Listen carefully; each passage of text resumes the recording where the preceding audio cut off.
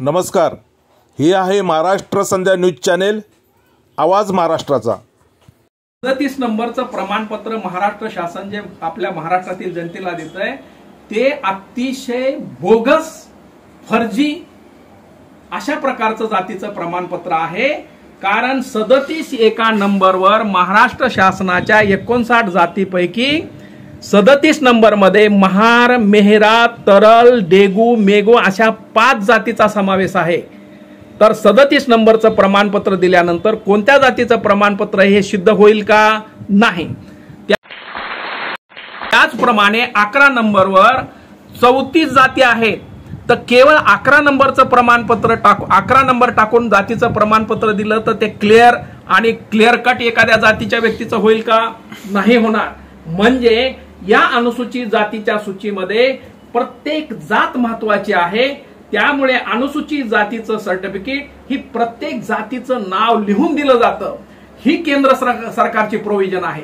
म्हणून महाराष्ट्र शासनाने दिलेलं जे प्रमाणपत्र आहे ते अतिशय बोगस आणि फर्जी डॉक्युमेंट आहे। जे डिलिमिटेशन झालं त्यामध्ये अनुसूचित जमातीची संख्या फक्त 60% होती, त्यांना 7.5% आरक्षण मिळायचं। आज अनुसूचित जमातीची 9% झाली आणि आपली 11%, जी 15% होणे गरजेचं होतं। मग आत्मघात नाही का काय मला सांगा। आपली 15-20 वर्षाची चर्चा आहे, याचं सगळ्यात सोपं उत्तर असं आहे, तुमचं राजकीय प्रतिनिधित्व नाही। त्यासाठी तुम्हाला केलं काय, तर वाघबरेला भेट, याला भेट, तांगडीला भेट, गांगडीला भेट, तुमचं एक आमदार असताना करेक्ट झालं असतं काम, हे काम आमदाराचंच आहे। हा, मग राजकीय सत्ता नसल्यामुळे सगळे वांदे झाले। पण राजकीय सत्ता मिळवणार कशी? निवडून जाऊन। जर आम्ही चांभाराला जवळ करू शकत नाही, आम्ही मांगाला जवळ करू शकत नाही, हे वोटर आहेत आमचे, हे फक्त धर्मबंधू नाही, हे वोटर आहेत। यांना जर आम्ही जवळ करू शकत नाही तो ओबीसी तर त्याच्यापेक्षा दूर गेला। ओबीसीचा मतदार तर आमच्याकडे डुंकूनही बघायला तयार नाही। तुम्ही सांगितलं ना। मग अशा परिस्थितीमध्ये आमचं राजकीय अस्तित्व टिकवायचं असेल तर कसं पुढे जाणार मला सांगा ना तुम्ही। साहेबांनी काम केलं की सत्तेच्या बाहेर राहून किंवा सत्तेच्या मध्ये घुसून डिमांड केल्या आणि केंद्र सरकारकडून किंवा इंग्रज सरकारकडून आपल्या मागण्या मंजूर करून घेतल्या। आज आम्ही मागण्या मंजूरच करत नाही, आमचा समाज कल्याणचा फंड खाऊन टाकला जातो, त्याच्यावर आम्ही एक शब्द बोलायला तयार नाही। आम्ही डिमांड करणं बंदच केलंय। कुठे फक्त आम्हाला सत्ता पाहिजे पण डिमांड नाही करायची समाजाची। कोणता समाज आमच्याकडे येईल? ही परिस्थिती आज झालेली आहे ना, पूर्ण भारतामध्ये ही परिस्थिती आहे। तिकडे हमको हुक्मरान बनना आहे, त्या हुक्मरान बनण्याच्या नादामध्ये आम्ही आमच्या मागण्या लोकशाहीतल्या बंद केलेल्या आहेत। त्यामुळे सरकार आमच्या डोक्यावर मिऱ्या वाटतंय। सरकारला माहिती आहे की ह्यांचा फंड खाऊन टाका सगळा तरी हे काय करू शकत नाही, कारण मोर्चा काढतच नाही। ही फॅक्ट आहे भाई। चळवळ थांबली आहे, चळवळ थांबली, राजकीय थांबलाय। राजकीय दबाव हा रोडवर आला पाहिजे, तो येत नाहीये। प्रत्येकाला तो राजकीय मला हुकुमरान बनायचं हेच चाललेलं आहे। इथून आता समाजाने बाहेर पाहिजे, भविष्य नाहीतर अंधकारमय परिस्थिती आहे। मला तुमचं घर नमो बुद्धाय क्रांतिकारी जयलेत। हे आहे महाराष्ट्र संध्या न्यूज चॅनेल, आवाज महाराष्ट्राचा। माझ्या सोबत आहे युनायटेड रिपब्लिकन पक्षाचे राष्ट्रीय अध्यक्ष भाई तानसेन ननावरे।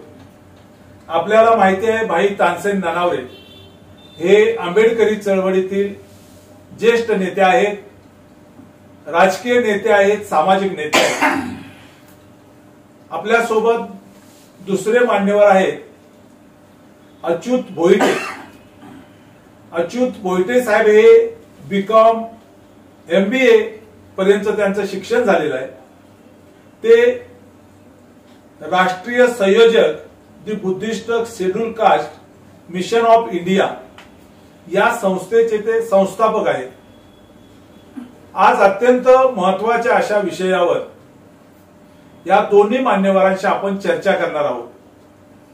एक अत्यंत महत्वाचा असा विषय घेऊन महाराष्ट्र संध्या न्यूज चॅनेल आपल्या समोर आलेला आहे।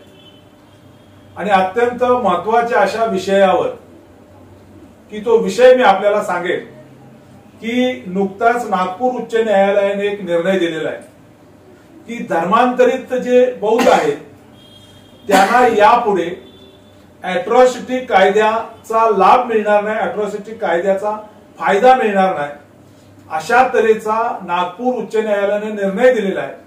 याचे परिणाम दुष्परिणाम या दोन्ही मान्यवरांकडून आपण ऐकणार आहोत आणि समाजाला दिशा देणार एक महत्वाची चर्चा या निमित्तानं आपण घडवणार आहोत. मी पुन्हा एकदा तानसेनभाईंना जय भीम करतो, आदरणीय भोईटे साहेबांना जय भीम करतो. आणि मी सुरुवातीला आदरणीय भोईटे साहेबांना विचारेन की राष्ट्रीय ते संयोजक आहेत, संस्थापक आहेत the Buddhist schedule caste mission of India या संस्थेचे. ते कुठल्या प्रकार स्वतःमध्ये नाही, प्रसिद्धीच्या झोतामध्ये नाही, एक वेगळ्या तऱ्हेचं काम गेली काही वर्ष ते आपल्या माध्यमातून करतायत. मला त्यांना पहिला प्रश्न विचारायचा आहे की भोईटे साहेब, the Buddhist schedule caste federation, schedule caste mission of India या माध्यमातून आपण गेली काही वर्षाचे काम करताय, त्याबद्दलची थोडक्यात आपण समाजासमोर माहिती सांगितलं तर बरोबर. जय Bhim. The Buddhist schedule caste mission of India ही संस्था गेली 15 वर्ष संपूर्ण भारतामध्ये जे अनुसूचित जातीतून धर्मांतरित बौद्ध आहेत या बौद्ध लोकांना धर्मांतर करण्याची जी शास्त्रीय आणि संवैधानिक पद्धत आहे, धर्म बदल कसा करायचा त्या संदर्भामध्ये पूर्ण भारतामध्ये लोकांचं प्रबोधन करण्याचं काम करते आहे. उदाहरणादाखल आपल्याला सांगू इच्छितो की आम्ही बिहारमध्ये नितीश कुमार यांची जनगणना होण्यापूर्वी 15 दिवस अगोदर आम्ही तिथे 15 दिवस काम केलं. तर त्याचा रिझल्ट असा आला की बिहारमध्ये 2011च्या जनगणनेप्रमाणे केवळ 11,000 बौद्ध होते.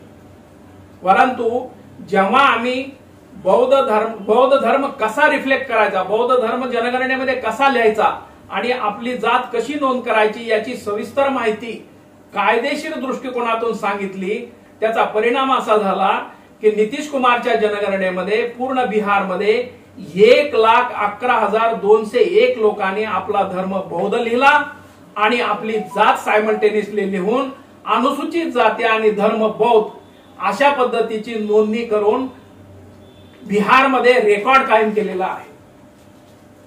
आणि म्हणून अशाच पद्धतीने जर 2021ला जनगणना झाली असती तर the Buddhist schedule caste mission of India संपूर्ण भारतामध्ये आम्ही स्लोगन आणि घोषणा केलेली आहे की अब की बार धर्म बौद्ध लिखेंगे 10 करोड चमार.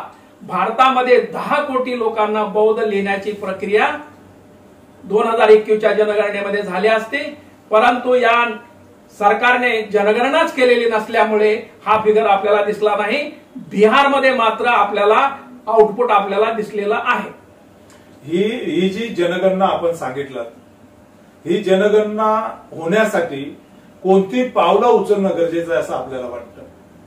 भारतामध्ये किती बौद्ध आहेत, किती हिंदू आहेत आणि किती जैन वगैरे आणि धर्माचे लोक आहेत हे जनगणनेच्या माध्यमातून आपल्याला माहिती होतं. भारतातील बौद्धांनी जनगणनेमध्ये बौद्ध धर्म लिहिला तरच किती बौद्ध आहेत हे तुम्हाला कळणार आहे. आपण बोलताना बौद्ध बोलतो, घरामध्ये सगळे व्यवहार बुद्धिस्ट पद्धतीने करतो आणि जनगणनेमध्ये मात्र आपण हिंदू लिहितो. त्यामुळे बौद्धांची संख्या आज फार कमी आहे. भारतामध्ये केवळ 84 लाख बौद्ध आहेत. त्याही लडाख वगैरेचे बौद्ध सोडले तर फक्त 70 ते 75 लाख बौद्ध आहेत आणि त्यामध्येही 70 लाख फक्त महाराष्ट्रात आहेत. त्यामुळे बौद्धांची संख्या वाढण्यासाठी आपल्याला जनगणना टार्गेट करणं फार आवश्यक आहे. आणि जनगणनेमध्ये टार्गेट करत असताना धर्माचा कॉलम आणि जातीचा कॉलम दोन्ही कॉलम फिल करणं, धर्म कॉलम मध्ये बौद्ध आणि जातीच्या कॉलम मध्ये जी आपली अनुसूचित जात असेल ती लिहिणं अत्यंत आवश्यक आहे. मला या निमित्तानं तानसेनभाईंना विचारायचं आहे की भारतामध्ये बौद्धांची संख्या निश्चित किती आहे. हा जर आकडा समजून घ्यायचा असेल तर जनगणना होणं अत्यंत आवश्यक आहे. एक राजकीय नेते म्हणून आपण भोईटे साहेबांनी जी मान्य केले त्याकडे कसं पाहता? ही जातीच्या धर्माच्या आधारे जनगणना करण्यात यावी अशा प्रकारची मागणी चर्चा संपूर्ण देशामध्ये सुरू आहे. मला काही सांगता येत नाही, परंतु देशातलं मोदीच्या नेतृत्वातलं सरकार ही जाती आणि धर्माच्या आधारे जनगणनेला का घाबरते आहे हे मला कळत नाही. तसं पाहिलं असता 1947 सालानंतर अनेक वेळा जातीच्या आधारे जनगणना झालेल्या आहेत. ते जाहीर पण झालेले आहे, त्याचे आउटपुट देखील समोर आलेले आहे.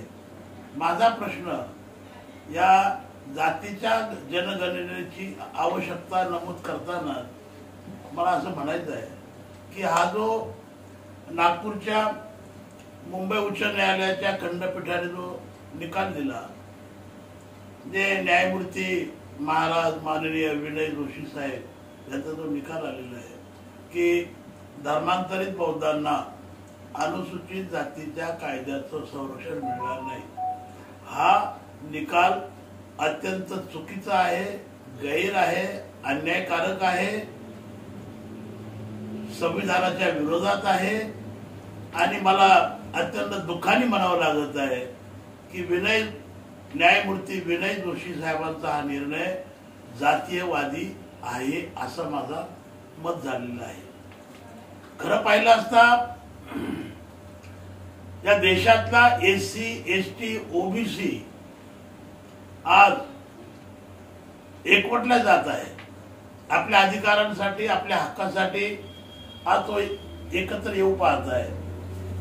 सुदैवानं ह्या देशातला एससी एसटी ओबीसी समाज आज डॉक्टर बाबासाहेब आंबेडकरांचे विचार स्वीकारत आहे, ज्याला आपण आंबेडकरवाद म्हणतो. मी आणि माझ्या समाजाला मिळालेले अधिकार छापून ठेवण्यासाठी, मी आणि माझ्या भावी पिढीचं भवितव्य उज्ज्वल घडवण्यासाठी मला माझ्या समाजाला परमपूज्य बाबासाहेब आंबेडकरांच्या शिवाय दुसरा विचार नाही, या निर्णयाला या देशातला एससी एसटी ओबीसी आलेला आहे. अशा परिस्थितीत सरकार कुणाचे असो, भारतीय जनता पक्षाचा असो, काँग्रेसचा असो, शरद पवारांचा असो, ममता बॅनर्जीचा असो, कोणाचे असो, परंतु सातत्यानं हा एकवटला जाणारा एससी एसटी ओबीसी समाज विघटित कसा होईल, आपसापासून कसा दूर जाईल, यांच्या आपसामध्ये अनागुंदी कशी निर्माण होईल, अशा पद्धतीचे कटकारस्थानं जाणबुजून केली जात आहे. काल परवा आरक्षणाच्या वर्गवारीचा विषय आला. अ ब क 4 वर्ग काढले आणि ते 4 आरक्षणातली वर्गवारी अ ब क जे ग्रुप केले आहेत ते दुसरं तिसरं काही नसून एससी मध्ये ज्या 650 जाती आहेत त्या 650 जातीला विघटित करण्याचं कारस्थान. आपल्याला माहिती असेल की 1980 सालामध्ये महाराष्ट्रामध्ये महात्मा फुले विकास महामंडळाची स्थापना झाली आणि त्या महात्मा फुले विकास मंडळाच्या माध्यमातून राज्यातील तमाम मागासवर्गीय जातींना त्याच्या शिक्षणासाठी, व्यवसायासाठी, शेतीसाठी कर्ज मिळत होती, त्यांना भांडवल दिलं जात होतं. नंतर त्या महामंडळाचं विभाजन झालं आणि ते विभाजन करताना फक्त जातीय दृष्टिकोन ठेवून विभाजन झालं. चर्मकार समाजासाठी रोहिदास महामंडळ काढलं, मातंग समाजासाठी अण्णाभाऊ साठे महामंडळ काढलं, ओबीसी समाजासाठी वसंतराव नाईक मंडळ काढलं, भटक्या विमुक्तांसाठी काढलं. काल परवा वडार समाजासाठी एकनाथ शिंदे साहेबांच्या सरकारने महामंडळाची घोषणा केली. पैसा समाज कल्याण खात्याचा, मंत्री मात्र एक, परंतु महामंडळ मात्र जातीनिहाय. यालाच मी म्हणतो एससी समूहामध्ये, अनुसूचित जातीमध्ये भांडणं लावणे, त्यांना विघटित करणे, त्यांना एकत्र येऊन देणे, हा दृष्टिकोन जो होता तो दृष्टिकोन काल परवा औरंगाबादच्या उच्च न्यायालयाच्या खंडपीठाने दिलेला आहे. औरंगाबादचं खंडपीठ असं म्हणतं की ज्या अस्पृश्यांनी बौद्ध धर्म स्वीकारला आहे त्या बौद्ध धर्मी अस्पृश्यांना अॅट्रॉसिटीज कायद्याचं संरक्षण मिळणार नाही, फायदे मिळणार नाही. खरं म्हणजे हा अत्यंत जुना विषय आहे. आपल्याला कोपर्डी घटनेची आठवण करून देतो. कोपर्डी घटनेमध्ये बलात्कार झाला. बलात्कार झालेली मुलगी मराठा होती. बलात्काराचा आरोप झालेले दलित बौद्ध होते आणि फार मोठं रान पेटलं. गिनीज बुकात नोंद होईल असे मोर्चे निघाले आणि त्या कोपर्डी गावाला भेट दिल्यानंतर जे ऐतिहासिक मराठा क्रांती मोर्चे निघाले, त्या क्रांती मोर्चाची सर्वात पहिली मागणी होती अॅट्रॉसिटीज कायदा रद्द करण्यात यावा. अॅट्रॉसिटीज कायदा रद्द करण्यात यावा, निष्प्रभाव करण्यात यावा, अंमलबजावणी होऊ नये यासाठी अनेक हातखंडे, अनेक युक्त्या प्रयुक्त्या वापरण्याचं काम झालेलं आहे. आणि आज मात्र नागपूरच्या खंडपीठाने निकाल देऊन धर्मांतरित बौद्धांना ह्या कायद्याचं संरक्षणापासून वंचित ठेवलं आहे. आणि परिणाम त्या कायद्याचं संरक्षण त्या चर्मकार समाजाला मिळेल, माध्यमांना मिळेल, भटक्या विमुक्तांना मिळेल, इतर सर्वांना मिळेल. अस्पृश्य समाज, बौद्ध समाज, कालचा महार आणि आजचा बौद्ध त्या कायद्यापासून वंचित राहील. मी ह्या घटनेकडे बौद्धांना, धर्मांतरित बौद्धांना, पूर्वाश्रमीच्या महारांना कोंडीत पाडण्याचं, कोंडीत गाठण्याचं, एकटं पाडण्याचं, त्यांना अडचणीत आणण्याचं कारस्थान आहे असं मी समजतो. बोल दुसरं. या ठिकाणी भाई तानसेन ननावरे यांनी नागपूर खंडपीठाच्या निर्णयाच्या बाबतीत आपलं मत या ठिकाणी ठामपणे व्यक्त केलेलं आहे. मला पुन्हा एकदा अच्युत भोईटे साहेबांकडे जायचं आहे. त्यांनी ते दि बुद्धिस्ट शेड्यूल कास्ट मिशनच्या माध्यमातून या महाराष्ट्रामध्ये, देशामध्ये एक आगळ्या वेगळ्या पद्धतीचं काम करतायत. त्यांनी अनेक पत्रव्यवहार केलेले आहेत. त्यांना यशही आलेलं आहे. आपण त्यांच्याकडून भाईंनी जो नागपूर खंडपीठाचा, उच्च न्यायालयाचा निर्णयाबद्दल आपली भूमिका मांडली, मी त्याच्यावर येणारच आहे. परंतु त्यापूर्वी भोईटे साहेबांनी जे काम चालू केलेलं आहे त्या आणि त्यांनी केलेल्या कामाचं काही त्यांना यश आलेलं आहे, काही पत्रव्यवहार आहेत, त्याबद्दल आपण त्यांच्याकडून जाणून घेणार आहोत. बंधूंनो, 2018 पर्यंत महाराष्ट्रामध्ये 1990चा कायदा लागू झालेला नव्हता. 2018ला आम्ही पत्रव्यवहार केला मंत्रालयामध्ये आणि पहिल्यांदा महाराष्ट्र शासनाच्या सेतू केंद्रावर जाती प्रमाणपत्र काढण्यासाठी अर्ज केल्यानंतर 3 धर्म डिस्प्ले होता, हिंदू, बुद्धिस्ट आणि सिख.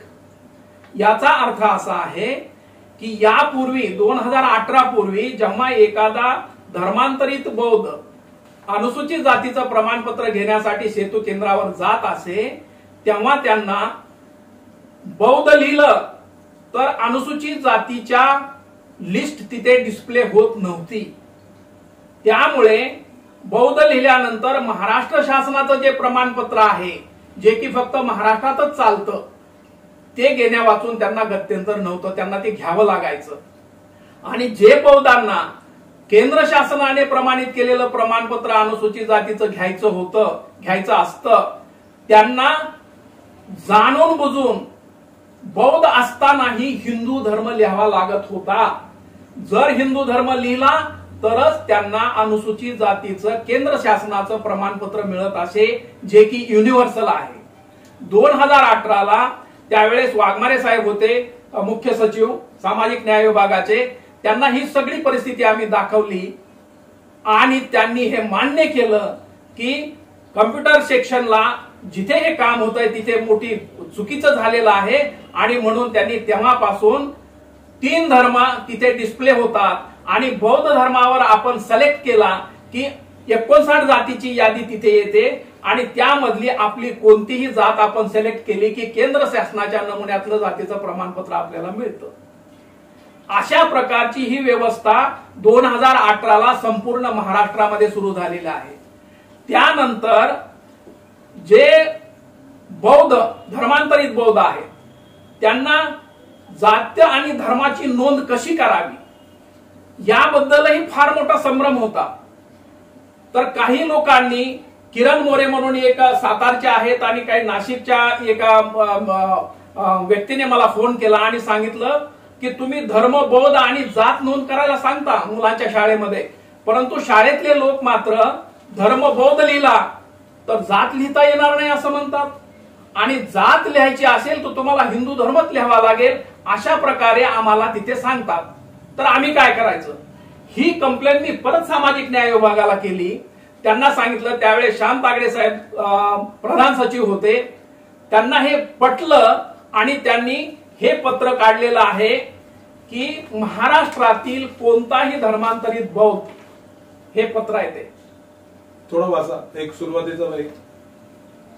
अनुसूचित जातीतून धर्मांतरित बौद्ध नागरिकांच्या पाल्यांना धर्म व जाती बाबत नोंदणी बाबत, किती महत्वाचं पत्र आहे हे, वाचा, थोडं वाचा. ठीक आहे, येईल ना ते. भारतीय घटनेच्या कलम 341 नुसार अनुसूचित जाती संबंधी घटना आदेश 1950 परिच्छेद 3 नुसार केवळ हिंदू, शीख धर्मियांना अनुसूचित जातीचे मानले जाऊ शकत होते. तथापि अनुसूचित जातीतून बौद्ध धर्मांतरितांना अनुसूचित जातीचा दर्जा मिळावा या हेतूने केंद्र शासनाने घटना अनुसूचित जाती आदेश 1990 3 जून 1990 आने घटना दुरुस्ती केली आणि ही सुधारणा करून अनुसूचित जाती संबंधी घटना आदेश बौद्ध धर्मियांनाही लागू करण्यात आले आहेत. त्यानुसार अनुसूचित जातीची यादी हिंदू, शीख आणि बौद्ध धर्मियांनाही लागू झालेली आहे. त्यानुसार अनुसूचित जातीतून धर्मांतरित बौद्ध धर्मांतर केलेल्यांना अनुसूचित जातीचे समजण्याबाबत 1990 ला महाराष्ट्र शासनाचा GR आहे. उपरोक्त वस्तुस्थिती विचारात घेता अनुसूचित जातीची यादी हिंदू, शीख आणि बौद्ध धर्मियांना लागू झालेली असल्याने बालवाडी पहिल्या वर्गात मुलाचे प्रवेश किंवा नाव नोंदणी करताना विशेषतः अनुसूचित जातीतून धर्मांतरित बौद्ध पालकांनी सांगितलेल्या धर्माचे नाव धर्माच्या रकान्यात व अनुसूचित जातीचे नाव जातीच्या रकान्यात नोंद करण्याबाबत सर्व सरकारी अनुदानित, विना अनुदानित शाळांच्या मुख्याध्यापकांना महाराष्ट्र शासनाने हे आदेश काढलेले आहेत.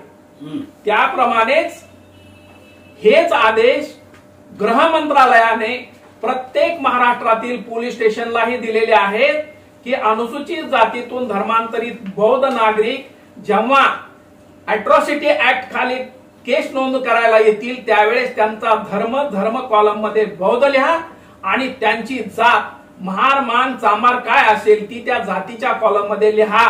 त्यामुळे ती अॅट्रॉसिटी जातीप्रमाणे लागू होईल आणि ती केस पुढे व्यवस्थित होईल.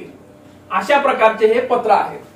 या अनुषंगाने मला पुन्हा एकदा आपल्याला विचारायचं आहे की धर्म बौद्ध जर असेल तर पुढच्या कॉलम मध्ये लोकांनी जी काही जात, अनुसूचित जातीची जी काही जात असेल तिचा उल्लेख त्यामध्ये नमूद केला पाहिजे, गरजेचं आहे. जात नमूद करणं अत्यंत गरजेचं आहे. त्याचं कारण असं की धर्म हा एक वेगळा भाग आहे, तो आमच्या आचरणाचा भाग आहे. बाबासाहेबांनी आम्हाला धर्म दिला, परंतु धर्मांतर करण्यापूर्वी 1950 ला अनुसूचित जातीची यादी ही भारतीय घटनेच्या 341 कलमाखाली समाविष्ट करून राष्ट्रपती आदेशाद्वारे त्याला कायद्याचं रूप देण्यात आलेलं आहे. आणि त्यामुळे अनुसूचित जातीच्या सूचीत आम्ही असणं अत्यंत आवश्यक आहे. मी अनुसूचित जातीचा व्यक्ती आहे हे मला सिद्ध करावं लागेल. मला जर सिद्ध करायचं असेल तर माझ्या कागदोपत्रामध्ये जातीचा उल्लेख असणं गरजेचं आहे. जातीचा उल्लेख कागदोपत्रामध्ये असेल, मुलांच्या शाळेत असेल तर त्याला त्या जातीचं प्रमाणपत्र मिळेल आणि ते प्रमाणपत्र अॅट्रॉसिटीसाठी, सवलतीसाठी ते आपल्याला वापरता येतं. आणि बौद्ध धर्म हा आमच्या आचरणाचा, आमच्या समाजाच्या उन्नतीचा तो भाग आहे, आमच्या समाजाच्या प्रतिष्ठेचा तो भाग आहे. त्यामुळे बौद्ध धर्मांतरित नागरिकांनी कोणत्याही परिस्थितीमध्ये धर्म आणि अनुसूचित जातीच्या शेड्यूलला एक मिक्स करण्याचा प्रयत्न करू नये. बाबासाहेबांनी ह्या दोन गोष्टी पूर्णपणे वेगळ्या ठेवलेल्या आहेत. याच अनुषंगाने मला पुन्हा एकदा आपल्याला विचारायचं आहे की लोकांच्या मनातला जो प्रश्न आहे तो प्रश्न असा असू शकतो, येऊ शकतो की बाबासाहेब आंबेडकरांनी 1956 नंतर बौद्ध धम्म आम्हाला दिल्यानंतर आम्ही पुन्हा महार ही जात त्या कॉलम मध्ये कशी नमूद करायची, जर ती केली तर त्याचा फायदा काय आणि नाही केली तर त्याचे दुष्परिणाम काय, पुन्हा एकदा समाजाला कळू द्या. बौद्ध धर्मांतर करणे ही आमची गरज होती. आमची सामाजिक, सांस्कृतिक आणि धार्मिक ओळख निर्माण करण्यासाठी बौद्ध धर्मांतर करण्याची गरज होती. परंतु 1950 ला जी घटना बाबासाहेबांनी लिहिली त्या घटनेप्रमाणे आम्हाला अधिकार दिलेले आहेत. ते अधिकार प्राप्त करण्यासाठी काही संवैधानिक तरतुदी करून ठेवलेल्या आहेत आणि त्या तरतुदीचा भाग म्हणजे अनुसूचित जातीची लिस्ट आहे. त्या लिस्ट मध्ये असलेले आमच्या जातीचे नाव आहेत आणि म्हणून त्या जातीच्या नावाचा आणि बौद्ध धर्माचा कोणताही संबंध नाही. म्हणून मी बौद्ध झालो, आता मी चांभार आहे, एक महार आहे, एक मांग आहे, एक भंगी आहे, आम्ही चौघे जण बौद्ध विहारामध्ये आलो तर आम्ही तिथे जातीभेद मानणार नाही. परंतु आम्हा चौघालाही बौद्ध असताना सुद्धा भारतीय घटनेने दिलेले अधिकार आमच्या मुलांना हवे आहेत. त्यामुळे आम्हाला जात लिहिणं अत्यंत आवश्यक आहे. जात लिहिणे म्हणजे बौद्ध धर्मात जाती आल्या असा गैरसमज आपल्या लोकांनी करू नये. याच अनुषंगाने मला भाई तानसेन ननावरे साहेबांना विचारायचं आहे की बाबासाहेब आंबेडकरांनी 1956 ला बौद्ध धम्म दिला, परंतु बाबासाहेब आंबेडकरांनी अच्युत भोईटे साहेबांच्या सांगण्यानुसार 1950 ला अनुसूचित जातीच्या बाबतीत संविधानिक त्याने घटनेमध्ये हे लिहून ठेवलेलं आहे. तर भाई तुम्ही कसं पाहता की एका रकान्यामध्ये बौद्ध तर दुसऱ्या रकान्यामध्ये जातीचा उल्लेख करावा, या दृष्टीनं आपण तुमची भूमिका काय आणि समाजानं कोणती पावलं उचलावीत, समाजाने काय केलं पाहिजे, कारण तो मुद्दा आता प्रकर्षानं नागपूर उच्च न्यायालयाच्या निर्णयाच्या दृष्टीनं अत्यंत महत्वाचा ठरणार आहे. 14 ऑक्टोबर 1956 रोजी नागपूरला जो धर्मांतराचा सोहळा झाला त्याच्या पूर्वसंध्येला हॉटेल श्याम बर्डी येथील डॉक्टर बाबासाहेब आंबेडकरांची पत्रकार परिषद झाली आणि त्या परिषदेमध्ये एक फार मोठा विषय होता की बाबासाहेबांच्या धर्मांतरानंतर पुणे करारानुसार मिळणाऱ्या सवलती आपल्या रद्द होतील अशा प्रकारची भीती हॉटेल श्याम येथे बाबासाहेबांच्या सहकार्यांनी उपस्थित केली असता बाबासाहेबांनी ठणकावून सांगितलं होतं की बौद्धांच्या सवलती माझ्या कोटाच्या खिशात आहे आणि ते मी तुम्हाला मिळवून देईल, हा शब्द हे वचन बाबासाहेबांनी 14 ऑक्टोबर 56 रोजी आपल्या सहकार्यांना दिलं होतं. दुर्दैव या देशातील अस्पृश्यांचं 14 ऑक्टोबर 56 ला बाबासाहेबांनी धर्म परिवर्तन केलं आणि अवघ्या 49 दिवसानंतर 6 डिसेंबरला बाबासाहेबांचं महापरिनिर्वाण झालं. आणि मी जो प्रश्न नेहमी विचारतो की बाबासाहेबांना जर 5 वर्ष अजून अधिकचं आयुष्य मिळालं असतं तर काय परिस्थिती निर्माण झाली असती. सारा भारत मला बौद्धमय करायचा ही बाबासाहेबांची घोषणा होती. बाबासाहेबांनी सांगितलं, बौद्ध धर्माची दीक्षा घेण्याच्या पूर्वसंध्येला बाबासाहेबांनी सांगितलं की उद्यापासून मी शेड्यूल कास्ट फेडरेशन या राजकीय पक्षाचा सभासद राहणार नाही. पत्रकारांनी बाबासाहेबांना विचारलं, शेड्यूल कास्ट फेडरेशन हा पक्ष राहील का? बाबासाहेबांनी सांगितलं, शेड्यूल कास्ट फेडरेशन पक्ष जरी राहिला तर मी त्या पक्षाचा सदस्य असणार नाही. बाबासाहेबांनी धर्मांतरासोबतच शेड्यूल कास्ट फेडरेशन बरखास्त करण्याचा निर्णय घेतला. 1954 मध्ये शेड्यूल कास्ट फेडरेशन बरखास्त झालं. मला असं म्हणायचं आहे की हा जो गोंधळ घातला जात आहे, ही जी मी ज्याला मग हातखंडे म्हणालो ते वापरल्या जात आहे, त्याचं कारण फक्त बौद्धांना त्यांच्या अधिकारापासून वंचित ठेवण्याचं कारस्थान. 47 सालानंतर काँग्रेसने देशावर राज्य केलं. इंदिरा गांधी सारख्या महान क्रांतिकारी दुर्गेचा अवतार असलेल्या पंतप्रधान होत्या. कर्मवीर दादासाहेब गायकवाडांनी आयुष्याच्या शेवटच्या क्षणापर्यंत इंदिरा गांधीकडे बौद्धांच्या सवलतीचा प्रश्न लावला. त्यांनी प्रश्न सोडवला नाही. आणि जेव्हा या देशामध्ये पहिल्यांदा बिगर काँग्रेसचं सरकार आलं, त्या सरकारचे पंतप्रधान होते विश्वनाथ प्रताप सिंग. बिगर काँग्रेसचं पहिलं सरकार या देशात आलं, तेव्हा त्या विश्वनाथ प्रताप सिंगांनी बौद्धांच्या सवलतीचा प्रश्न निकालीत काढला.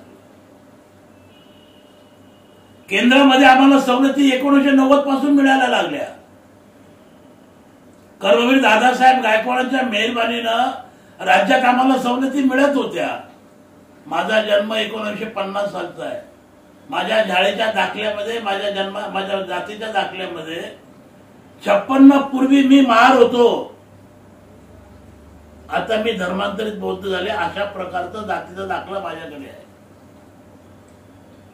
माझा जन्म 56च्या पूर्वी झाला असल्यामुळे माझ्या महार जातीचा उल्लेख तिथे करणं मला आवश्यक वाटतं. आता माझा मुलगा ज्याचा जन्म 90 सालात झाला आहे, त्याला पूर्वाश्रमीचा मी महार होतो म्हणायची आवश्यकता काय आहे?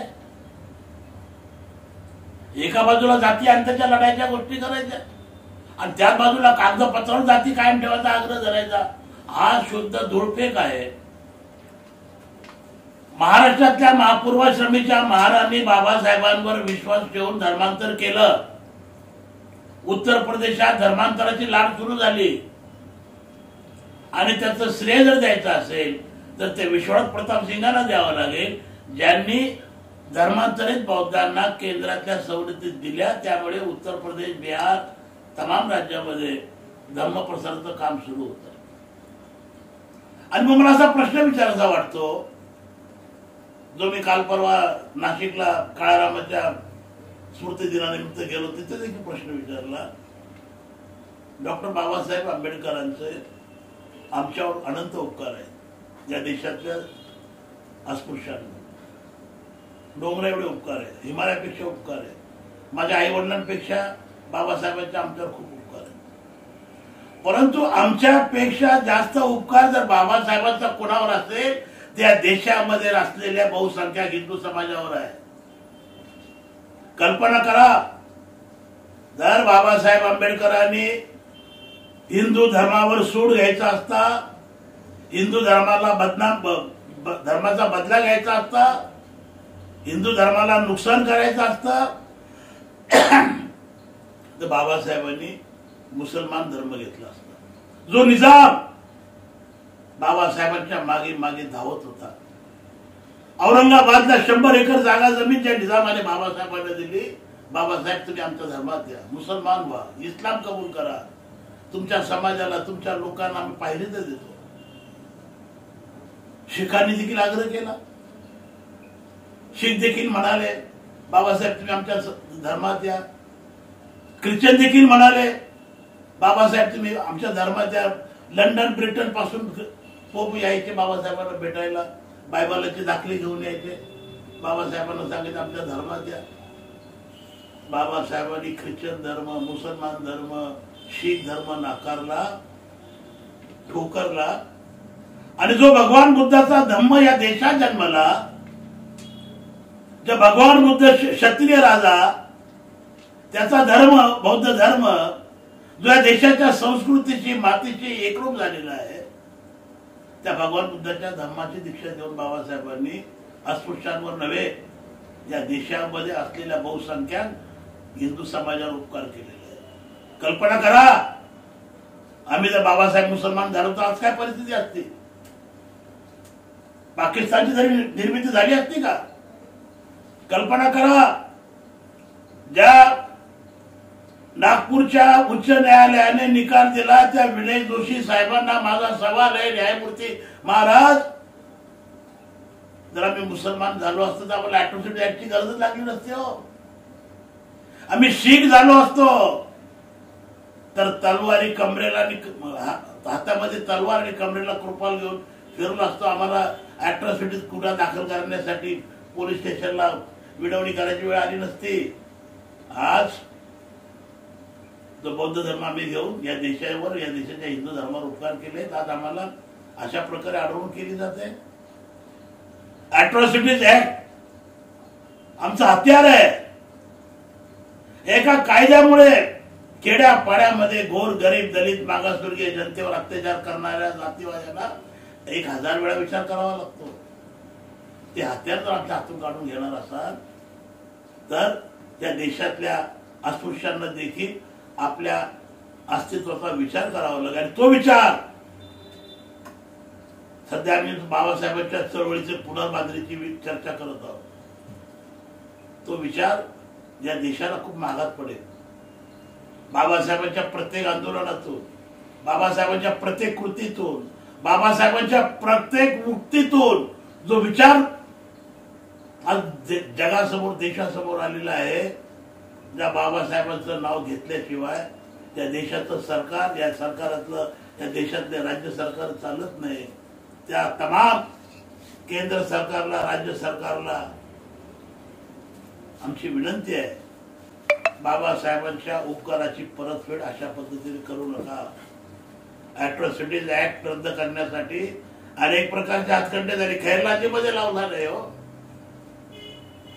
जमिनीच्या वादातून हत्याकांड झालं, जातीय वैमनस्यातून हत्याकांड झालं असं म्हणत नाही.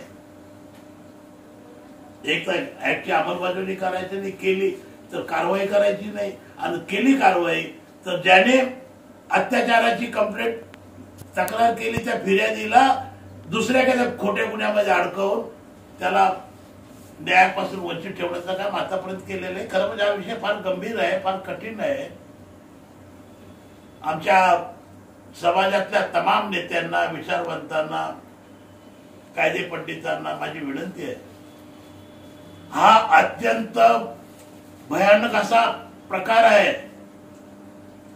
आयुष्यमान भोयटे साहेबांनी सांगितल्याप्रमाणे जो जातीचा घोळ चाललेला आहे त्याची सर्वस्व जबाबदारी रिपब्लिकन, आंबेडकरी, बौद्ध जनतेचं नेतृत्व करणाऱ्या आमच्या नेत्यांची जबाबदारी आहे.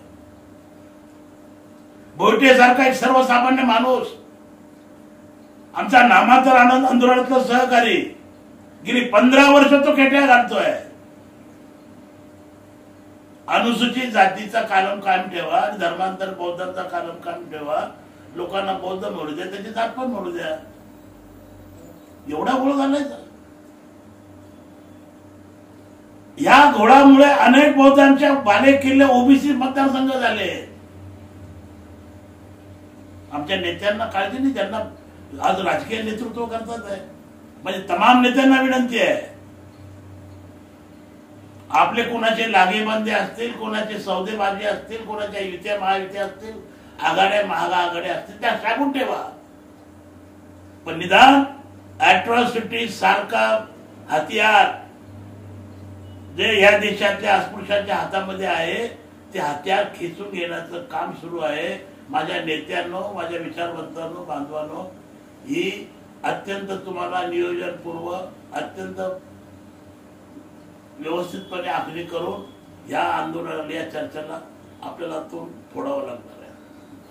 तर आपण बघितलं, युनायटेड रिपब्लिकन पक्षाचे राष्ट्रीय अध्यक्ष भाई तानसेन ननावरे यांनी रोखठोक अशी भूमिका मांडली. सरकार असेल, न्यायालय असेल, खडे बोल त्यांनी सुनावलेले आहेत. परंतु त्याने एक मुद्दा जो असा मांडलाय की 1950 पूर्वी जन्म झाला म्हणून मी हिंदू महार होतो, असा तेव्हाच्या जातीच्या दाखल्यात उल्लेख केला जात होता. मात्र आता 80च्या दशकात, 90च्या दशकामध्ये ज्या तरुण पिढींचा जन्म झालेला आहे त्यांना हिंदू महार होतो म्हणून सांगण्याची आवश्यकता काय आहे, असा प्रश्न या ठिकाणी तानसेनभाईंनी उपस्थित केलेला आहे. मला पुन्हा भोयटे साहेबांकडे जायचं आहे की तानसेनभाई म्हणाले त्याप्रमाणे समाजामधूनही काही प्रतिक्रिया येऊ शकतात, लोक बोलू शकतात की आता पूर्वी आम्ही महार होतो याचा उल्लेख करणं आता आवश्यकता काय आहे, असा मुद्दा येऊ शकतो. तर तो मुद्दा आला तर त्याला समाजाच्या लोकांना आपण काय उत्तर दिलं पाहिजे, आणि हे लिहिणं का आवश्यक आहे, हे जर नाही लिहिलं तर नागपूर न्यायालयाने जो निर्णय दिलेला आहे त्याचे परिणाम, दुष्परिणाम काय होऊ शकतात, हे चर्चेच्या शेवटच्या टप्प्यामध्ये पुन्हा एकदा मी भोईटे साहेबांना विचारणार आहे. यासाठी बंधूंनो, आपल्याला 1961ला मी घेऊन जातो. 56ला धर्मांतर झालं आणि 58-60ला यशवंतराव चव्हाण मुख्यमंत्री असताना त्यांनी बौद्धांना सवलती दिल्या असं घोषित केलं आणि राज्यामध्ये सवलती दिल्या असं घोषित केलं आणि त्याप्रमाणे परिपत्रक GR वगैरे पण काढले. आणि त्याचा परिणाम असा झाला की जे धर्मांतरित बौद्ध होते यांना असं वाटलं की आता आम्हाला जात लिहिण्याची गरज नाही, आम्ही आता बौद्ध लिहू शकतो. आणि 61ला जनगणना आली. त्या जनगणनेमध्ये 28,90,000 लोकांनी महाराष्ट्रातील आपला धर्म बौद्ध लिहिला आणि जात लिहिली नाही. त्याचा परिणाम आपल्याला 1967ला दिसला. तोपर्यंत कुणाला काही कळलं नाही. 1967ला असा परिणाम दिसला की तेव्हा महाराष्ट्रातलं इलेक्शन होतं. त्या इलेक्शन मध्ये आपल्या अनुसूचित जातीच्या 33 जागा राखीव होत्या आमदारांच्या. त्या 33 वरून 15 पर्यंत खाली आल्या आणि आपलं 13% आरक्षण 6% झालं. कारण अनुसूचित जातीच्या एकूण संख्येमधून 28,90,000 बौद्ध होते ज्यांनी जात नमूद केली नाही जनगणनेमध्ये, ते डिलीट झाले आणि आपलं आरक्षण 6% खाली आलं. हेच आरक्षण त्यानंतर 10 वर्ष 20 वर्ष चालत राहिलं. 1990ला अमेंडमेंट झाली आणि लोकांना असं वाटलं की आता अमेंडमेंट झाली, आपल्याला आता जात लिहायला काही हरकत नाही. म्हणून काही लोकांनी नंतर धर्म बौद्ध आणि जात लिहायला सुरुवात केली. तेव्हा 2001च्या जनगणनेमध्ये महाराष्ट्रामध्येच नव्हे तर उत्तर प्रदेशमध्ये, कर्नाटकमध्ये बौद्धांची संख्या वाढली आणि ती संख्या अशी झाली की उत्तर प्रदेशमध्ये 7 लाख बौद्ध झाले आणि कर्नाटकमध्ये 5 लाख लोकांनी आपला धर्म बौद्ध लिहिला आणि महाराष्ट्रामध्ये तर जी संख्या 6% होती ती 10% वाढली. त्यानंतर मात्र लोकांच्या लक्षात यायला सुरुवात झाली की महाराष्ट्रामध्ये कायदा लागू झालेला होता परंतु उत्तर प्रदेशमध्ये कायदा लागू झालेला नव्हता. त्यामुळे तिथे लोकांना हिंदू धर्म परत लिहावा लागायला. म्हणून जे 7 लाख बौद्ध उत्तर प्रदेशमध्ये होते भाई, त्यांची संख्या 2011च्या जनगणनेमध्ये फक्त 95,000 राहिली. कर्नाटकमध्ये 5 लाख होते, 90,000 राहिले. म्हणजे कायद्याची अंमलबजावणी झालेली नसल्यामुळे तिथे अशी बौद्धांची संख्या कमी झाली, कारण लोकांना परत हिंदू लिहावं लागलं. महाराष्ट्रामध्ये मात्र आज आपण अशा पद्धतीने कायद्याची 1990च्या अंमलबजावणी करून घेतलेली आहे की मुलांच्या शाळेपासून जनगणनेपासून सगळ्या कागदपत्रावर महाराष्ट्रातील धर्मांतरित बौद्ध जे 59 जातीचे आहेत त्यामध्ये 53 जाती अशा आहेत की ज्या बौद्ध लिहित आहेत, मातंग बौद्ध लिहित आहेत. 28,000 मातंगांनी बौद्ध लिहिलेला आहे भाई इथे महाराष्ट्रामध्ये. 18,000 चांबारांनी आपला धर्म 2011 प्रमाणे बौद्ध लिहिलेला आहे. म्हणजे केवळ महार या जातीने बौद्ध लिहिलेला नाही तर त्या बौद्धांमध्ये 53 अनुसूचित जातीच्या लोकांची सुद्धा नोंद झालेली आहे. त्यामध्ये ढोर आहेत, कैकाडी आहेत, असे जे सुज्ञ लोक आहेत, जे समजदार लोक आहेत, यांनी बौद्ध लिहिलेला आहे. म्हणून या लोकांना 1990चा कायदा समजल्यामुळे ही सगळी मंडळी आपला धर्म बौद्ध लिहितात. बौद्ध कॉलम मध्ये, धर्माच्या कॉलम मध्ये बौद्ध लिहितात आणि जातीच्या कॉलम मध्ये आपली आपली जात लिहितात. हीच पद्धत कायदेशीर आहे. कायद्याला सोडून आपण वागलो तर सरकार आपल्याला गाडायला बसलेलं आहे. त्यामुळे कायद्याला धरून, बाबासाहेबांचा कायदा आपण मानतो तर कायद्याला धरून आपल्याला इथून पुढे वागावं लागेल. अन्यथा आपण अनुसूचित जातीचे आहोत हे सिद्ध करू शकलो नाही. आजचा मी काल सकाळी भाई फोन आला किरण मोरेंचा, ते चांभार जातीचे आहेत. ते ज्यावेळेस पोलीस स्टेशनला गेले त्यांनी अॅट्रॉसिटी दाखल केली आणि धर्म बौद्ध लिहिला आणि जात चांभार लिहिली. पोलीस अधिकाऱ्यानं सांगितलं की अरे तू कसा काय बौद्ध, तू तर मार नाही. ते मला मी बौद्ध आहे, माझा धर्म बौद्ध आहे आणि माझी जात चांभार आहे. त्याची अॅट्रॉसिटी दाखल झाली. परंतु तो जो प्रश्न त्याला विचारला त्यानंतर मी श्याम तागडे साहेबांचं पत्र त्याला पाठवलं. अधिकाऱ्यांचं तोंड बंद झालं आणि अॅट्रॉसिटी दाखल झालेली आहे. त्यामुळे जो निकाल नागपूर खंडपीठाने दिलेला आहे त्या निकाला संदर्भामध्ये जनतेमध्ये जागृती आणणे आणि अशा प्रकारचे निकाल आपल्या विरोधात जाता कामा नये यासाठी कागदोपत्री, बघा आपल्या विरोधात सगळं जग आहे, परंतु आपल्याला कागदोपत्री परफेक्ट असणं गरजेचं आहे. त्यामुळे प्रत्येक अनुसूचित जातीतून धर्मांतरित बौद्धांनी जमीन खरेदी करत असताना, कोणतेही कागदपत्र करत असताना अनुसूचित जातीचे सदस्य आहात याची नोंद मात्र त्या डॉक्युमेंट मध्ये करा. त्याशिवाय तुम्हाला घटना लागू होणार नाही, घटनेचे अधिकार लागू होणार नाही. बौद्ध धर्म आमच्या सर्व अनुसूचित जातींना एकत्र एका प्लॅटफॉर्मवर आणण्यासाठी आहे. आम्ही सर्व बौद्ध विहारामध्ये आलो की आमच्यामध्ये जाती नाहीच आहे. म्हणून धर्म आणि जातीची नोंद चुकीच्या पद्धतीने करू नका. धर्म आणि जातीची नोंद महाराष्ट्र शासनाने सांगितल्या पद्धतीने धर्म वेगळा आणि जात वेगळी नोंद करा. आपल्याला कोणतंही सरकार, केंद्र सरकार आणि महाराष्ट्र सरकार कुणीही आपल्याला रोखू शकत नाही. तर आपण बघितलं, खूप महत्वाची आणि सकारात्मक अशी चर्चा महाराष्ट्र संध्या न्यूज चॅनेलवर आज आपण पाहिली. या चर्चेचा एकूणच सार असा आहे की नागपूर न्यायालयानं जो धर्मांतरित बौद्ध आहेत त्यांना अॅट्रॉसिटीचा लाभ मिळणार नाही, त्यांना फायदा घेता येणार नाही असा जो आदेश दिलेला आहे, त्या आदेशानुसार भाई तानसेन ननावदे यांनी आपली भूमिका मांडली, या ठिकाणी अच्युत भोईटे साहेबांनी आपली भूमिका मांडली. आणि जाता जाता या सगळ्या भूमिकेचं मी पुन्हा एकदा समाजाला सांगेन की बाबासाहेब आंबेडकरांनी लिहून ठेवलेल्या बोलतील बाबासाहेब आंबेडकरांनी लिहिलेल्या संविधानिक मार्गानुसार जर आपल्याला राखीव मतदारसंघ हवे असतील, आपल्याला शैक्षणिक सवलती हव्या असतील, आपल्याला विकासाच्या सवलती हव्या असतील, तर या ठिकाणी भोईटे साहेबांनी सांगितल्याप्रमाणे धर्माच्या रकान्यामध्ये बौद्ध आणि जातीच्या रकान्यामध्ये जर महार जात असेल तर त्या जातीचा, महार जातीचा उल्लेख करावा, चांभार जातीचा उल्लेख करावा, मातंग जातीचा उल्लेख करावा. हा जर उल्लेख आला तर आणि तरच अॅट्रॉसिटी असेल किंवा अन्य योजना असतील त्याचा फायदा घेता येईल. आणि विशेष म्हणजे पुढे सांगेन की बाबासाहेब आंबेडकरांनी आपल्याला धम्म दिला, धर्मांतरित आपण बौद्ध झालो तरी सुद्धा संविधानिक मार्गाने पुन्हा एकदा सांगा की जात लिहिली म्हणजे आपण हिंदू होत नाही. कारण जातीचा आणि अनुसूचित जातीचा पर्टिक्युलरली बाबासाहेबांनी गोलमेज परिषदेपासून सगळीकडे स्पष्टपणे सांगितलेलं आहे की अनुसूचित जातीचा आणि हिंदू धर्माचा काहीही संबंध नाही. त्यामुळे जातीचं प्रमाणपत्र प्रत्येकाने काढून बघा. त्या जातीच्या प्रमाणपत्रावर बाही धर्माचा उल्लेख नसतो, फक्त जातीचा उल्लेख असतो. तुम्ही बौद्ध असा, शीख असा, नाहीतर हिंदू असा. प्रत्येक व्यक्तीचं जातीचं प्रमाणपत्र केंद्र सरकारचं युनिव्हर्सल प्रमाणपत्र आहे, त्यामध्ये कुठेही धर्माचा उल्लेख नसतो, केवळ जातीचा उल्लेख असतो. त्यामुळे जातीचं प्रमाणपत्र हे संवैधानिक अधिकारासाठी आपल्याला वापरायचं आहे.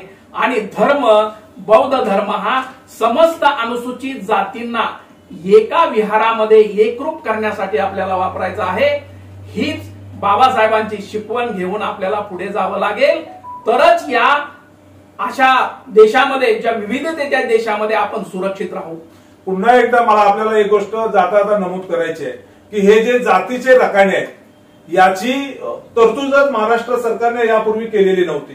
ती तरतूद तुमच्या पाठपुराव्यामुळे कोणत्या 2018 मध्ये करण्यात आली. लक्षात घ्या मित्रांनो, म्हणजे आपल्यासाठीचा जो कम्प्युटरवर स्वतंत्र कॉलम हवा असतो की जात बौद्ध, धर्म बौद्ध आणि जातची कोणती असेल, त्याचा कोणत्याही प्रकारचा नमुना कम्प्युटरमध्ये सरकारने तयारच केलेला नव्हता. आदरणीय अच्युत भोईटे साहेबांनी ही सगळी संकल्पना प्रशासनासमोर मांडली. तत्कालीन सामाजिक न्याय विभागाचे सचिव वाघमारे साहेब आता श्याम तागडे साहेब असतील यांच्याकडे मांडली आणि त्यांच्याकडून हे करून घेतल्यानंतर आता कम्प्युटरमध्ये स्वतंत्रपणे धर्म आणि जात याचा उल्लेख आपण करू शकतोय. आणि त्यामुळे या सगळ्या गोष्टीचा, ज्या सवलतीचा आपल्याला फायदा पूर्वीप्रमाणे घ्यायचा आहे तो घ्यायचा असेल, हवा असेल तर आपल्याला एका कॉलम मध्ये धर्म आणि दुसऱ्या कॉलम मध्ये जात लिहिणं अत्यंत आवश्यक आहे. हीच पद्धत हे महाराष्ट्रामध्ये ज्याप्रमाणे आपण हे केलेलं आहे तसंच देशाच्या प्रत्येक स्टेटमध्ये हे करण्याची गरज आहे. तरच बौद्धांची संख्या वाढेल आणि त्यासाठी तुम्ही पाठपुरावा आणि त्यासाठी आम्ही उत्तर प्रदेश सरकार, वेस्ट बेंगॉल तर आपण बघितलं या चर्चेचा सार समाजानं अत्यंत घेणं महत्वाचं आहे, चर्चा करणं महत्वाचं आहे आणि आदरणीय भोईटे साहेब ज्या विषयावर काम करतायत त्यांनी जी काय भूमिका मांडलेली आहे, तानसेनबाईंनी त्यांना जो काय या बाबतीत सपोर्ट केलेला आहे यावर समाजानं गांभीर्याने विचार करणं आवश्यक आहे आणि त्या कॉलम मध्ये ती माहिती भरणं आवश्यक आहे. आजच्या या सगळ्या चर्चेचा समारोप युनायटेड रिपब्लिकन पक्षाचे राष्ट्रीय अध्यक्ष भाई तानसेन ननावरे करतील. खरं म्हणजे मी पुन्हा एकदा सांगतो, दुर्दैव असं या देशाचे समाज कल्याण मंत्री रामदास आठवले आहेत. महाराष्ट्रामध्ये गेली वारसा हक्काने समाज कल्याण मंत्रीपद हे आमच्याचकडे असतं. चळवळीच्या बाहेरचे अनेक लोकांनी आतापर्यंत समाज कल्याण मंत्री म्हणून महाराष्ट्रात काम केलं. आयुष्यमान भोईटे साहेबांनी जी चर्चा उपस्थित केलेली आहे तिला मी तांत्रिक चर्चा समजतो, धोरणात्मक चर्चा नाही. मग मी सांगितलं तुम्हाला की माझा जन्म 50 साली आहे म्हणून माझ्या जातीच्या दाखल्यामध्ये 50 पूर्वी मी हिंदू महार होतो हे नमूद केलं तर चालतं ना. मी घेतलंय ना, ते शिक्षण घेतलं, नोकरी मिळवली. आता जर माझ्या मुलाला जर जातीचा दाखला पाहिजे असेल तर माझ्या जातीचा दाखला त्याने वापरावा ना. पण माझ्या मुलाने त्याला जातीचा बेनिफिट मिळावं म्हणून त्याने पुन्हा हिंदू महार म्हणावं, याला माझा विरोध आहे. 56 पूर्वी जे जन्माला आले त्यांच्या दाखल्यामध्ये हिंदू महार लिहिलं त्याला नाही लढ नाही. जो चर्मकार, जो मातंग, जो मेहतर आज बौद्ध धर्म घेत आहे त्याने जातीचा दाखला करताना धर्म बौद्ध म्हणून आणि जात चर्मकार म्हणून लिहिण्यास कुणाचाही अडकाठी विरोध असता कामा नये. परंतु बाबासाहेब आंबेडकरांचा अनुयायी म्हणून बाबासाहेबांच्या शब्दावर विश्वास ठेवून कपडे बदलतात तसा आम्ही धर्म सोडलेला आहे आणि पुन्हा त्या महाशब्दाची आम्हाला आमच्या कागदोपत्री उल्लेख करणे याला माझा वैयक्तिक विरोध आहे. आणि म्हणून या निमित्तानं नाही, पण हा विरोध करताना राजकीय नेते म्हणून तो तुम्ही प्रशासनाकडे पाठपुरावा केला पाहिजे की ही अट आहे ती तुम्ही रद्द करा. त्यासाठी तुम्ही करणार का? मी त्यासाठी समारोप करायला मागतोय मी की तानाजी कांबळे साहेब आपले उद्धव ठाकरे मुख्यमंत्री होते, त्याच्यानंतर एकनाथ शिंदे मुख्यमंत्री होते, आता देवेंद्र फडणवीस मुख्यमंत्री. आमच्या देवेंद्र फडणवीस मुख्यमंत्री असताना त्यांच्याकडे अनेक खाते आहेत. गृह खातं सर्वात मोठं खातं. कारण म्हणजे मला असं वैयक्तिक वाटतं की मुख्यमंत्र्याकडे फार जुजबी खाती असावी. मुख्यमंत्री हा सगळ्या मंत्रिमंडळाचा प्रमुख राहतो. एकनाथ शिंदे साहेब मुख्यमंत्री होते, नगर विकास सारखं अत्यंत महत्वाचं खातं त्यांच्याकडे असतं. जो मुख्यमंत्री असतो तो अनेक महत्वाची खातं सहकार, रेव्हेन्यू, अर्थ, होम ही खाती स्वतःकडे ठेवायचा प्रयत्न करतो. मी युनायटेड रिपब्लिकन पार्टीच्या वतीनं महाराष्ट्र सरकारला आणि महाराष्ट्राच्या राज्यपालांना आव्हान करत आहे की मागासवर्गीय समाजाच्या कल्याणाचा विचार जर तुमचा प्रामाणिक असेल, तुमची नियत जर साफ असेल तर यानंतर जो कोणी मुख्यमंत्री असेल त्याच्याकडे समाज कल्याण खातं असावं. समाज कल्याण खात्याचे पैसे चोरी केले जातात, समाज कल्याण खात्याचे पैसे वळवले जातात, समाज कल्याण खात्याचा निधी पळवला जातो. आणि ही जी चर्चा आयुष्यमान भोईटे साहेबांनी निर्माण केलेली आहे, माझ्या दृष्टीने ही एका बैठकीत मिटणारी चर्चा आहे. दाखल्याचा फॉर्मॅट बदली करणं हा काय धोरणात्मक निर्णय नाहीये. मुख्यमंत्र्यांनी, समाज कल्याण मंत्र्यांनी, आता श्याम तांगडीचं पत्र अत्यंत स्पष्ट पत्र आहे. अत्यंत कसल्या प्रकारचा संदेश नाहीये त्याच्यावर. श्याम तांगडीचं पत्र महाराष्ट्र सरकार गृह खात्याने सर्व पोलिसांना पाठवलंय. इतकं स्पष्ट असताना देखील त्याची अंमलबजावणी होत नाही. याचं कारण असं आहे की तो जातीयवाद आहे. आणि म्हणून माझी विनंती आहे तमाम आमच्या सर्व ऐकणाऱ्यांना, आमच्या मित्रांना, या प्रश्नाकडे गांभीर्याने बघा. हा प्रश्न अत्यंत महत्वाचा आहे. मग मी सांगितलं होतं का तानाजी कांबळेला, जर बाबासाहेबांच्या संकल्पनेतली चळवळ रिपब्लिकन पक्ष उभं करण्याचं काम, पुनर्जीवनाचं काम आम्ही सुरू केलेलं आहे, आणि मग अशा काही आम्ही टोकाला जाऊ तेव्हा मात्र फार कठीण होईल. आम्हाला तुमची अॅट्रॉसिटीज नको, आम्हाला तुमचं रिझर्वेशन नको, आम्हाला तुमची स्कॉलरशिप नको, काही नाही पाहिजे आम्हाला. बाबासाहेब आंबेडकरांनी मागितलेला स्वतंत्र मतदारसंघ द्या, आम्ही सर्वांना पाणी सोडतो. जय भीम, जय महाराष्ट्र. मित्रांनो, शेवटचा मुद्दा मी सांगतो की आपल्या समाजामध्ये अशी चर्चा असते, आणि या चर्चेच्या संदर्भामध्ये माजी न्यायाधीश अनिल वैद्य साहेबांकडे मी नाशिकला गेलो होतो या चर्चेवर विचार करण्यासाठी. तेव्हा त्यांनी सांगितलं की भोटे, ही जात लिहिण्यापेक्षा आपण अनुसूचित जातीच्या यादीमध्ये बौद्ध धर्मांतरित अनुसूचित जाती असा शब्दप्रयोग उल्लेख करू शकतो का, किंवा नवबौद्ध किंवा बौद्ध अनुसूचित जातीमध्ये आपण धर्माविष्ट करू शकतो का.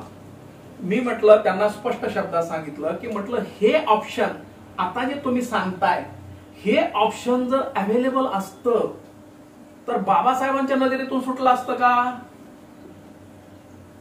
बाबासाहेबांनी तेव्हाच त्याचा ऑप्शनचा उपयोग केला असता ना. ते ऑप्शन असूच शकत नाही, कारण अनुसूचित जातीच्या यादीमध्ये भारतीय घटनेच्या 366(24) व्याख्येमध्ये बसलेला शब्द जाऊ शकतो. जिथे धर्म, बौद्ध हा शब्द आला, तो शब्द किंवा शब्द प्रयोग अनुसूचित जातीच्या सूचीमध्ये फिट होऊ शकत नाही.